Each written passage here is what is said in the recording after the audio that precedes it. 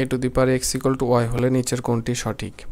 তো এখানে a to the power x equal to দেওয়া আছে হলো ওয়াই, এবং অপশনের দিকে যদি আমরা তাকাই তাহলে সবগুলো লগ সংক্রান্ত টার্ম। তো এখানে a to the power x, তো আমরা উভয় পক্ষে যদি লগ নেই তাহলে log a to the power x equal to log y.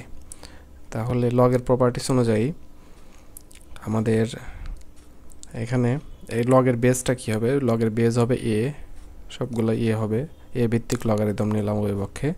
তাহলে লগের প্রপার্টিস অনুযায়ী এই যে সূচকটা লগের সামনে আসবে, a base a equal to log a y. তো এই যে এই মানটা হচ্ছে 1, যেহেতু দুইটাই সমান হয়ে গেছে তাহলে x equal to log a y. তো এটা কোথায় আছে, এটা আছে হচ্ছে গ নম্বরে, গ নম্বরটা হবে অ্যান্সার।